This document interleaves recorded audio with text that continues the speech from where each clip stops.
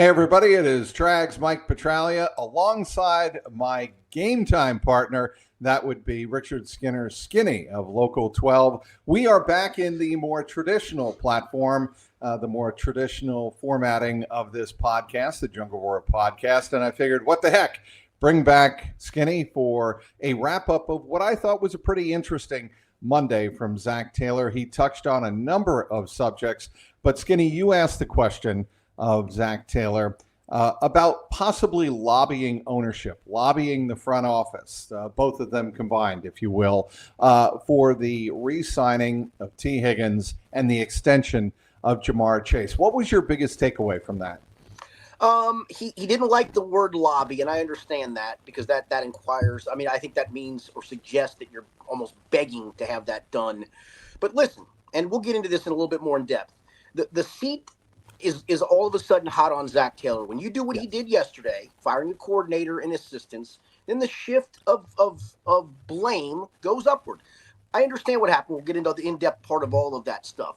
But if he wants to have success in 2025, you don't need the distraction of Jamar Chase holding in again, and that's a real possibility if an extension is not done. Don't blame him for that. It's out of Zach's control.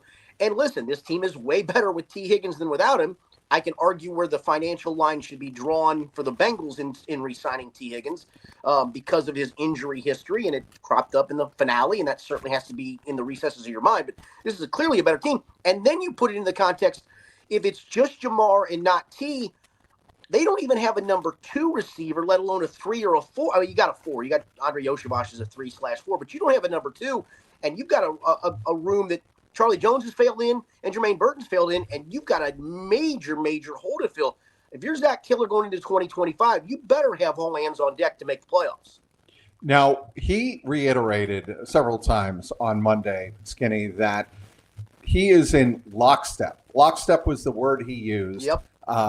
With the front office, that he just doesn't talk to them at the end of the season to wrap up the season, what was good, what was bad, straight down the middle in between.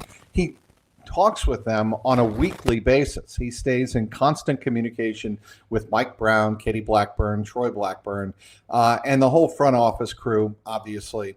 Duke Tobin, the director of player personnel for the Bengals. And it's a collaborative effort, and he has always talked about how good the communication is. Well, that's fine and dandy, and very well may be the case, but is it really what the fans want to hear? Yeah, it's a great one. There was a question asked. In fact, there were back-to-back ones at the very end about does he feel a sense of urgency? He gave a great answer to that, which he said, yeah, I feel a sense of urgency every day. I don't think pressure is the right word, but I do feel a sense of urgency to win. And then I can't remember who followed up. Either here, it was a great final question. It was you, yeah. Do you feel? Yeah. Thank you, Mike. I should have given credit where credit's due. Do you feel? Right. Does ownership feel a sense of urgency? And he said, we all want to win. So I think there's a diplomatic part of that. Because this is a weird ownership group. I think we all know that. This is a weird front office. I think it's one that's really hard for everybody to deal with, from coaches to agents. It's just a strange way that this organization does business. And head coaches have to navigate through all of that. And I think it's really, really tough. You could argue, and Zach always talks about it, it's a great place to work. It is, because to some degree they're going to let you do your thing, yep. But they're also maybe not going to help you the way you think they should help you. Well, here's why I think it's a great place to work if you're Zach Taylor. If you do everything that the ownership is asking you to do and carry the messaging, I'm not going to say carry the water. I think that's a little subservient, but but he carries the messaging of ownership in the front office, and he's clearly, I would say, and I would argue, a borderline brilliant football coach in terms of his knowledge and his breadth of scope of offense. I mean, his recall is phenomenal. He has a great relationship with the most important person in the organization, Joe Burrow, and that is really very much in his favor. If he doesn't ruffle feathers, he's going to be entrenched in that job, barring disaster, barring this team going 4-13 with Joe Burrow and Joe Burrow saying, I'm done. I don't know, Mike. I honestly think if he doesn't make the playoffs, that there's a possibility they move on. So Skinny, you were here during the Marvin Lewis years. Yep. I was not. And I always thought from the outside that was the case, that Marvin, if Marvin didn't win a playoff game, how many times did we hear that? If Marvin didn't win a playoff game the next season after whenever it was, after 2011, after 2012, after 2013, he would be gone. And that never was the case. But this is different for this reason. Marvin had the Carson Palmer era that then flamed out because of Carson and because of ownership, not, kowtowing to Carson's demands. And so they got rid of him. So you had to start over. And so I think they let Marvin have that start over moment with Andy Dalton, AJ Green. They went to 5 straight playoffs. That bought him that kind of cachet there. It started to go sideways a bit in 16. I thought they were ready to move on in 17. They somehow won the last 2 games, including the Andy Dalton, Tyler Boyd touchdown in Baltimore. And they made a wrong decision to say, let's try this one more year. And so I think there was a lesson learned in that. At least I believe there was. And maybe this is different because it's Zach making the decision and not Mike in the management group making the decision to keep Marvin. I think this decision on Lou Anarumo and the guys that were let go on Monday was made 5, 6, 7, whatever weeks ago, whatever that was, Sure. that I'm going to make Sure. this change. And they didn't let a 5-game winning streak cloud that.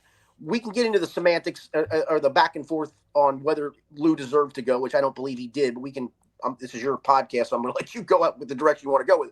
But, so I don't want to sidetrack it. But I think that there's a lesson learned there of, once you make up your mind, don't go back on it. If your mind was made up then, don't let 5 games cloud that. I think that's what happened to that. So I think that's where the difference is. And if you go 3 straight years without a Joe Burrow-led team not making the playoffs, come on now. That's a tough spot to sell to the fan base. You can sell, in this case, hey, defensive coordinator, some of his staff got to go.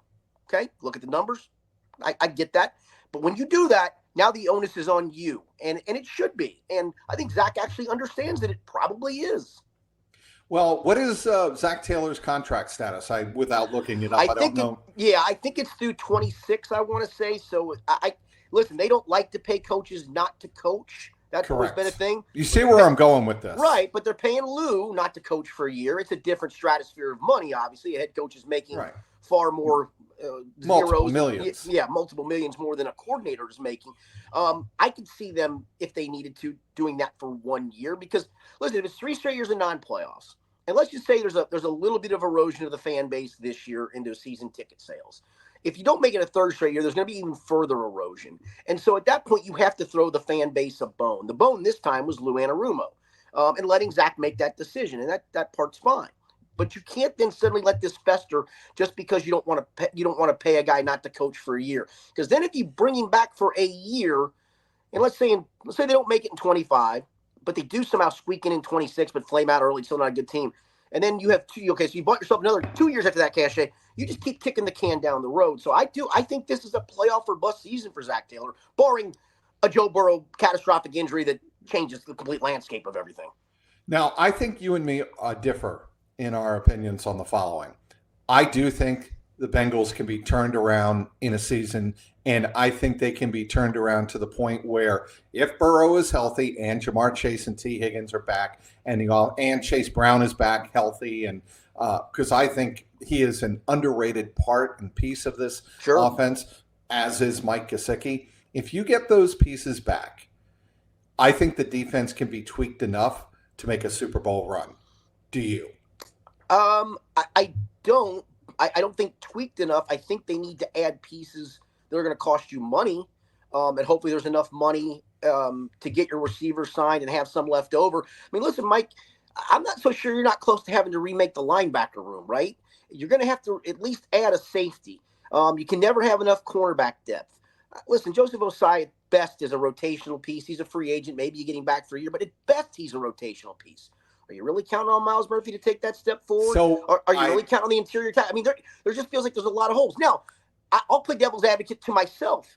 Through all of this craziness on the defense, you lost a bunch of one-score games, some to really good teams. You lost to arguably, well, they could win the AFC Championship and it wouldn't stun me. You lost the Baltimore Ravens because your holder dropped the field goal snap in overtime and you missed a 2-point conversion in Baltimore. I mean, you lost You lost to the Chargers in a one-score game that you should have won. They're a playoff team. You lost a one-score game to the Steelers you turned around and then beat on the road at their place. So I can give you my own devil's advocate. I just think from a personnel standpoint, there's a lot that they've got to fix on that defense.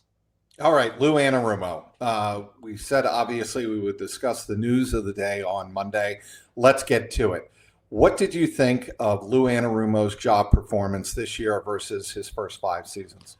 I don't think there was anything different other than he was dealing with he was dealing with, honestly, coaching the junior varsity against the varsity. It's when you look down, you go, all 5 of my varsity, as a high school basketball coach, use the analogy, all 5 of my varsity starters have just fouled out, and here come the JV to play the other varsity. I think it's just really tough.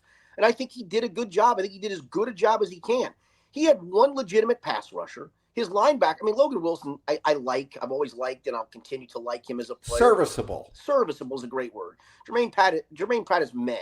Mike Hilton still had some juice as a slot corner, but we saw that he was limited physically. They took him off the field on third downs because they didn't trust him in pass coverage.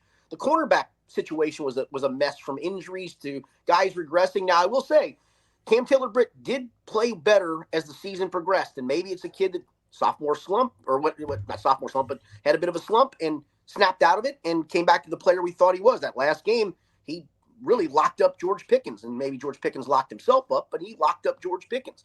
The safety room was a disaster. And you can say, well, he's probably the one that wanted Von Bell back, and he's the one that wanted to get Geno. That's fine. He probably did. And in theory, that seemed right until you do the deep dive of, well, Geno Stone also had Patrick Queen and Roquan Smith in front of him. So all he needed to do was play center field in Baltimore, and he played it really well. Here he was asked to come up and make tackles that he couldn't make. And Von Bell was a shell of himself. So I think he did as good a job as he possibly could do. But I also understand, in this business, as much as I would lobby that this isn't Lou's fault and that he was scapegoated, it's part of this business. Somebody takes the fall when you're in a window to win and you don't win. And it's clearly easy to point the finger of blame there. And that's fine. Zach made the decision he made. I'm sure it was a hard decision. Those guys were pretty tight. That's never a fun thing to do. But Lou knew it was coming. Zach knew he had to do it. Just if for nothing else, to get a different voice. And again, it's the whole thing of throwing the fans a bone of, yep, I'm getting rid of the problem, people. Now I'm going to get the guy in who's going to fix it. Well, I hope they do, but good luck with that with the personnel you got. Well, I was on a station in Hartford on Monday, and I made the analogy, and it's a cliche in sports. Sometimes the manager or the coach is, as you said, a scapegoat. They're responsible and accountable for the product on the field, but it wasn't their fault. Right. And that's kind of the position that Lou Anarumo was in. That's what he fell into in terms of at the end of the season. I think he knew the guillotine was coming down, and there was really nothing he or Zach could do about it, barring this team getting to the playoffs. And we haven't even touched on what happened on Sunday and Saturday for that matter. But specifically, we haven't had a chance to talk about Sunday and the Kansas City Chiefs completely rolling over. Now, the Bengals put themselves in that position by losing a must-win game at the beginning of the season to the New England Patriots, as I like to say. It was a must-win. You could not afford to lose that game at home to that poor of a team, one of the bottom 3 teams in the NFL, no question. At home, you did. And that's on the Bengals. That's not on the Kansas City Chiefs resting their players, getting ready for the playoffs as a number 1 seed in the AFC. That's on you. All of that being said, what did you think of what the Kansas City Chiefs did on Sunday? Don't blame them an ounce. I mean, it stunk that it worked out that way. I thought that maybe they had enough juice to do it. Credit to Denver. I mean, they went out the first 2 drives and scored touchdowns, and just, to their credit, they didn't let Kansas City hang around and then suddenly go, are we going to blow this playoff opportunity? No, they went and seized it.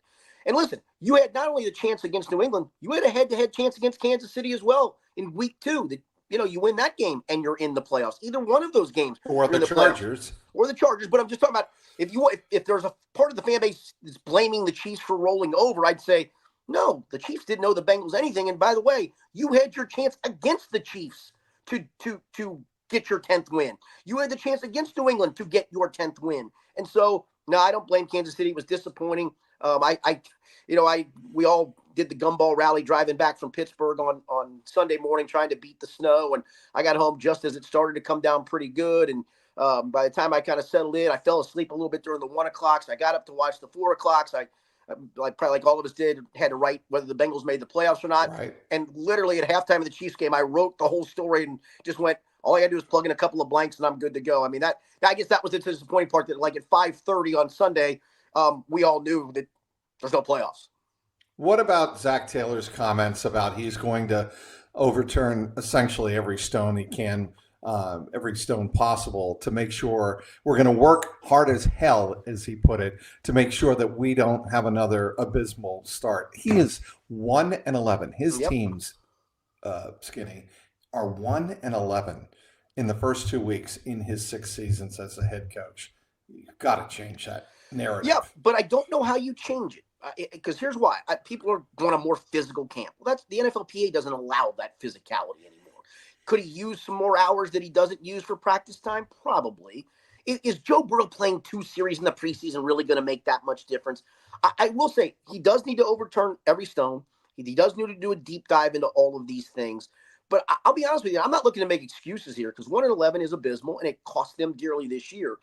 I will say, though, there's been mitigating circumstances. Let's go back to the first 2 years. He just had terrible rosters, right? So we're going to start there. So that's the first 2 seasons. The first season he had a terrible roster. The second season he had a rookie quarterback going through a COVID thing.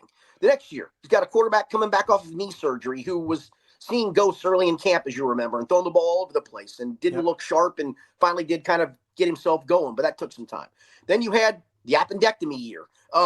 Then you have this year with Jamar Chase and him not practicing, and you can't tell me that didn't affect them. And I also think they babied Joe with the wrist in the first game. Don't tell me that dink and dunk stuff in the opener was because you thought New England, whatever the defensive structure of New England, that forced you to dink and dunk. No, you were worried about his wrist. He was worried about his wrist. He didn't look right in that game. He didn't look 100% in that game. So there have been some mitigating circumstances, but that's where I go back to the question on Jamar and T. Don't let there be mitigating circumstances this year. Get all your guys in camp. Get all your guys signed. Get all your guys to be happy. Health is health. I mean, there's nothing you can do about Joe Burrow having an appendectomy and not being 100% before a season. The crazy calf strain that, last year that clearly compromised him in the opener at Cleveland. I think there have been mitigating circumstances that everybody wants to point the finger of, need to have tougher training camp. No, you don't. You don't, because nobody does. They just don't. Right. And, when you take a look at what Andy Reid does, and this is the example that I think a lot of people that, mutual friends of ours on the beat always bring up, how hard Andy Reid's camps are. Well, they're, like you said, they're only hard up to a certain point because the NFLPA doesn't allow, obviously, two-a-days. Those went away, decades ago. But bring back the Oklahoma drill. They don't allow any type of hard physical contact in the first week. You have to ease into everything. You only have so many minutes on the field. And I learned this up in New England from Belichick, and that is everybody wants or assumes that we're on the field indefinitely. We're not. Right. We only have whatever it is, 90 to 120 minutes on the field that day to install all of the stuff we need to install. This is not high school playground football. This is, we have a schedule. We have to stay on it. And if we don't stay on it, we're going to get screwed in the end. Yeah. Well, I guess here would be the thing. You know what? Throw the fans a bone, play Joe a couple of series.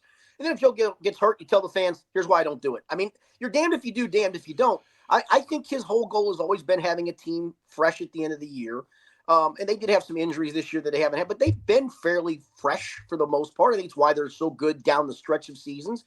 But yeah, I do. Listen, I'm not here to tell you he doesn't need to do a deep dive. And maybe he unturns the one thing of, maybe one extra 15-minute session doing this will help us get ready. I've got a suggestion. Okay, yeah, I'm all for it.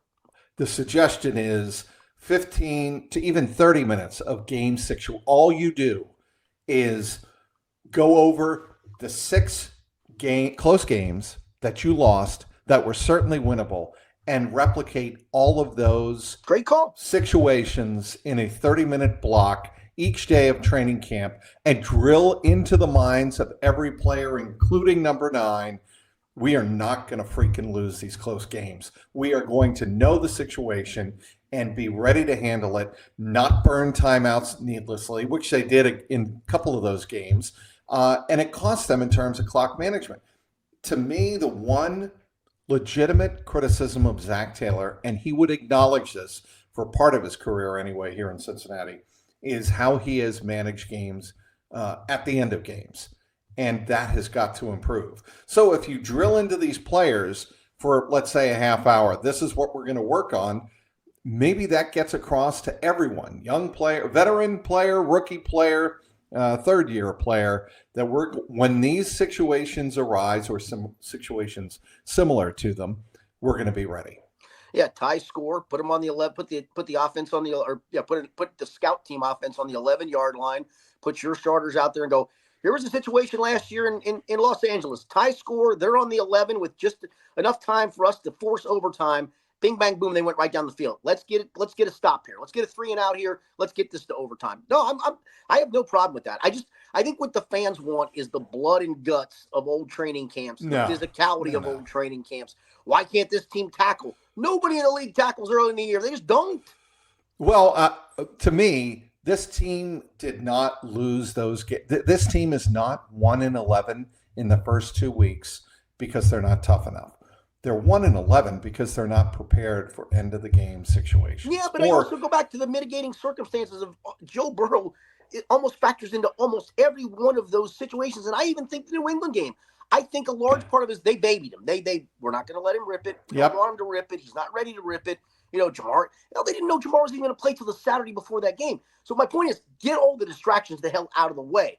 This was finally a camp where, maybe Joe needed maybe some reps with these guys.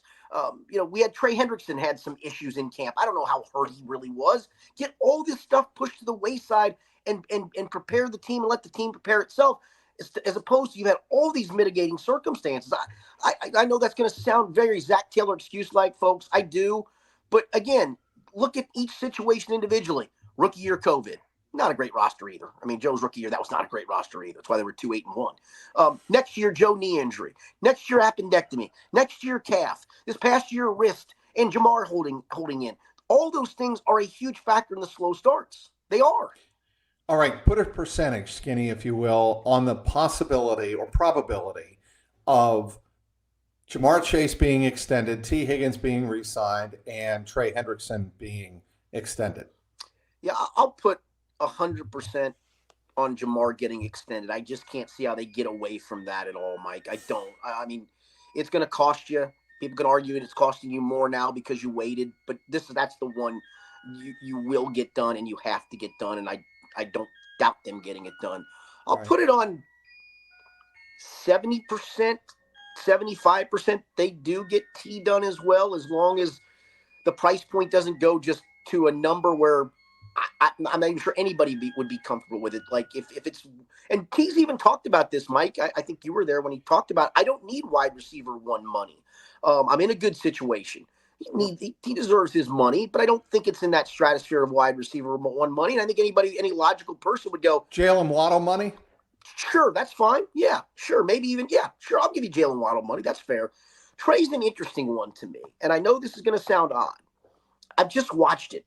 And again, he does, to his credit, is everlasting credit. He takes care of himself. He has a regimen that he takes care of himself. Everybody doesn't age the same in sports or football terms. Von Bell of 2022 was really good. Von Bell, as little as 2 years later, was a shell of himself, right? And he's not 38. He's 30. I mean, that stuff happens fast. Trey's in his 30s now, right? And so how long is that extension? Is it a 2-year on top of what he's got? Is he looking for 3 or 4? Sorry, man, I ain't extending into your mid-30s. No. And if I'm the Bengals, I don't.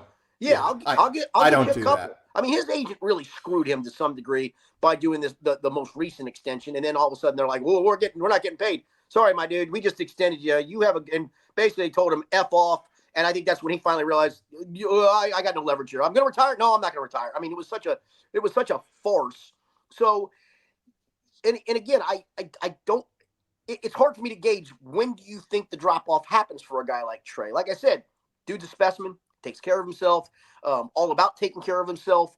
But we've seen it. It's the weirdest thing you could ever imagine is different drop-offs from different people. A certain quarterback that well never dropped off until he decided to drop off in his mid-40s, and God knows if he couldn't still be playing today. Other guys are done at 32. So, yeah, I don't think it's a 3+ year extension for Trey.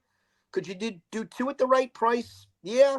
Could you even do 1 more where he's getting a healthy signing bonus? Obviously, you can prorate and he's happy because he's got his money up front. Yeah, maybe. I think that's reasonable, don't you? I do. I think it's very reasonable. Honest question. Are the Bengals creative enough to pull all of it off? Because Great I question. think teams like Kansas City, certainly Philly? San Francisco over the Philly? year, Philly, absolutely Philadelphia. Howie Roseman is, I think he's a borderline Hall of Fame executive for I do too.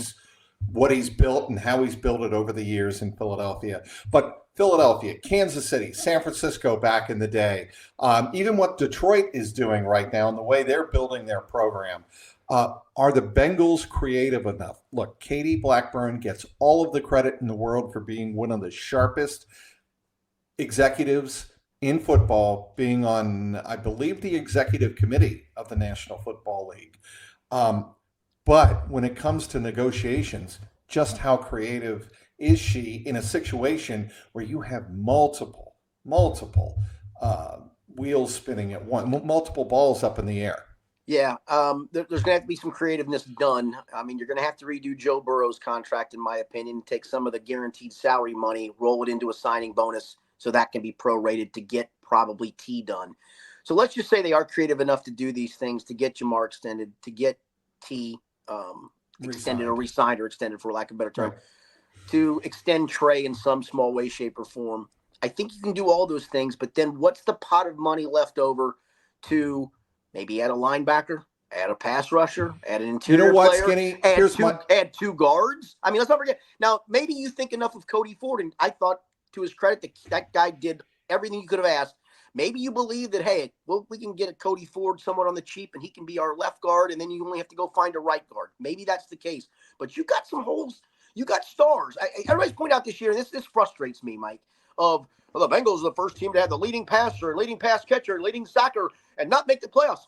Yeah, that's 3 guys. How many guys are on the field on offense and defense? 11 plus 11 equals how many? 22.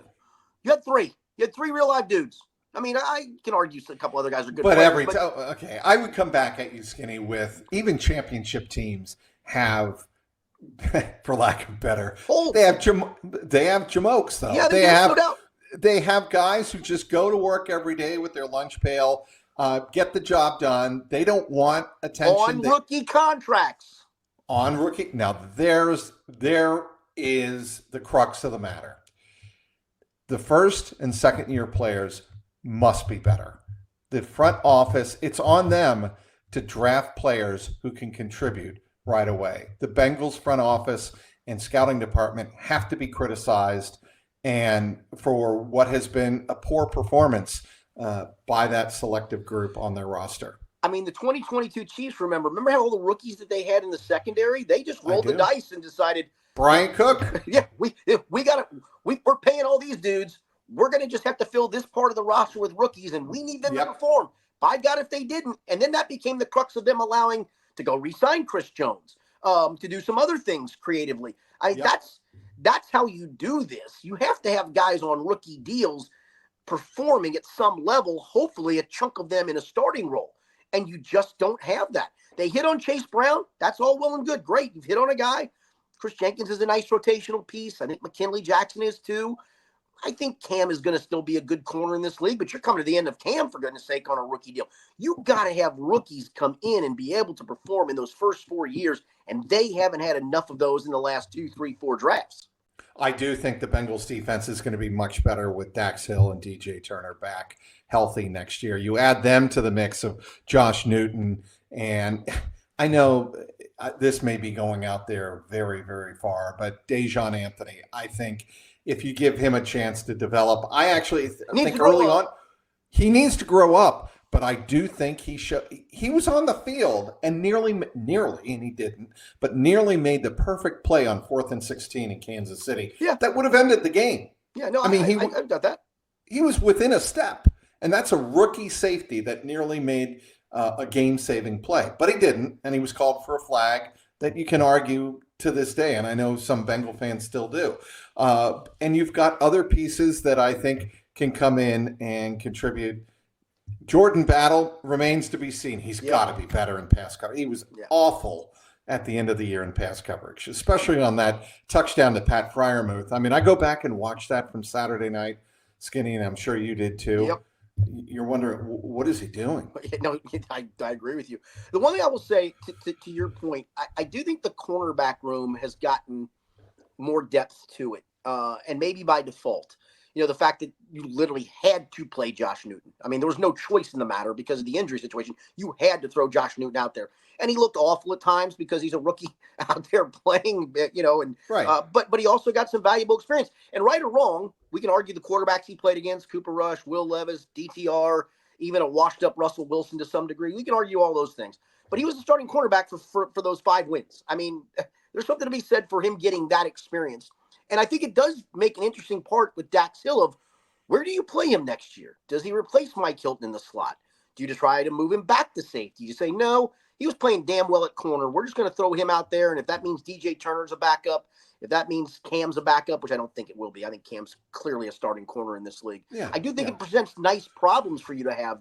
I thought DJ Ivey played well. I thought Marco Wilson gave them some decent snaps at corner. So I will say to your point, I think the cornerback room is got the depth needed where maybe you don't have to address that other than a day 3 draft pick for depth and competition purposes.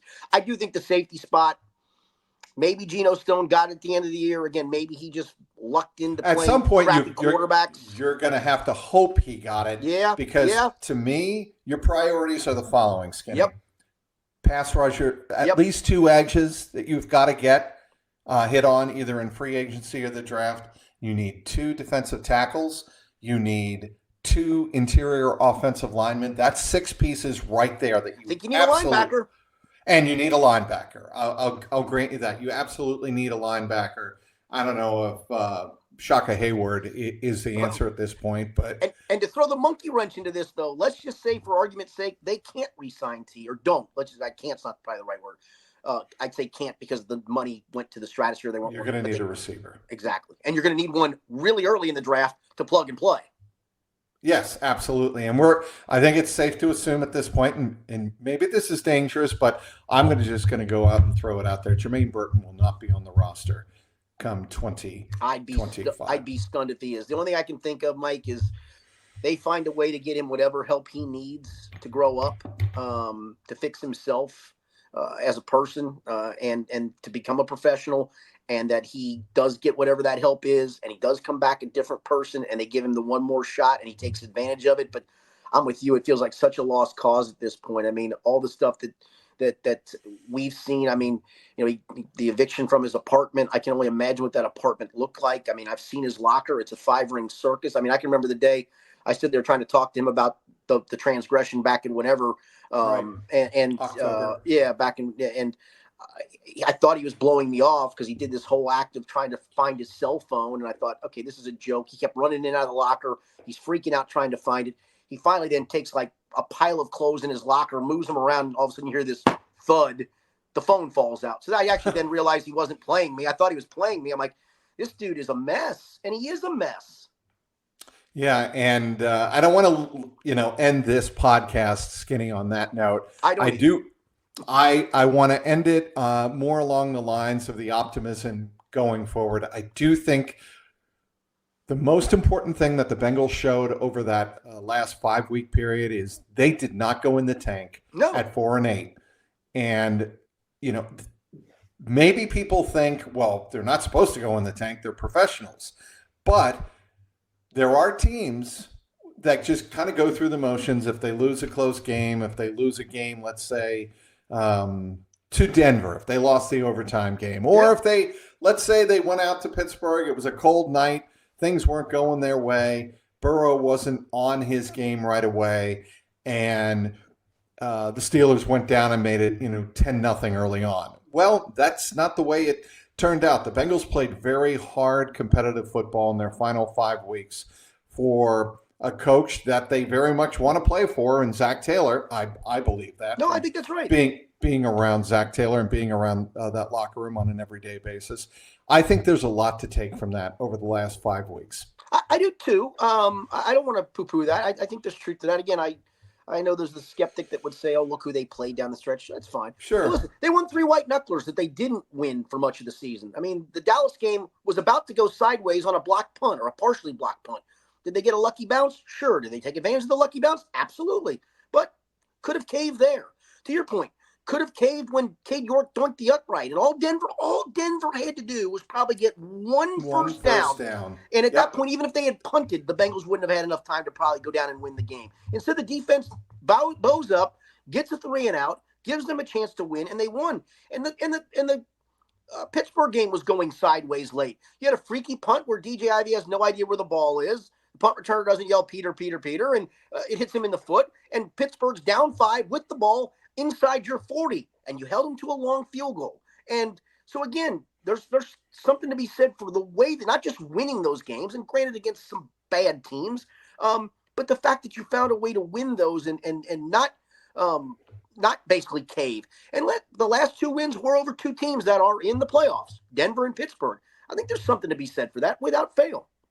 What do you have on Local 12, Skinny? I got a column on the scapegoating of Lou Anarumo and now that the fact that that's been taking place, that now the pressure does go upward towards Zach Taylor and it puts himself on the hot seat. Got a story that was more of a column. I got a story obviously from all the things that Zach said yesterday and unfolded there. I mean, to your point, I thought he was as forthright as he could be, right? I mean, there's things you got to hold back, but I thought he was as forthright as he could be.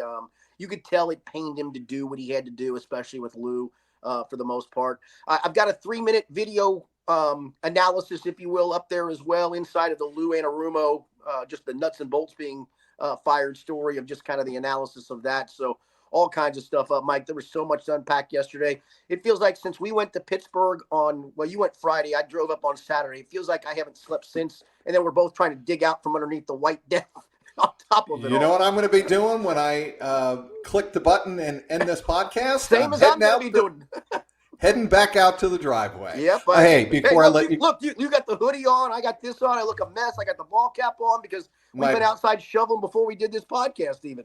I'm going to get my grumpy Bill Belichick. You look very Belichickian like that. You really do. Anyway, before I let you go, AFC winner, NFC winner, Super Bowl winner. I'm going Buffalo. I think it's their time. I mean, it's hard for me to give up on Kansas City. You can argue how close they won games this year and were they lucky and did they get breaks. They're 15-2, basically tanking the last game of the year. They're pretty damn good. Just feels like it's Buffalo's time. And boy, the more you watch Detroit, how can you not be impressed with them? I mean, they've overcome all these injuries. It looked like things were sliding away when Buffalo beat them a few weeks ago and beat them pretty handily and just ran all over their defense. But boy, it was a masterful performance on the final game against Minnesota.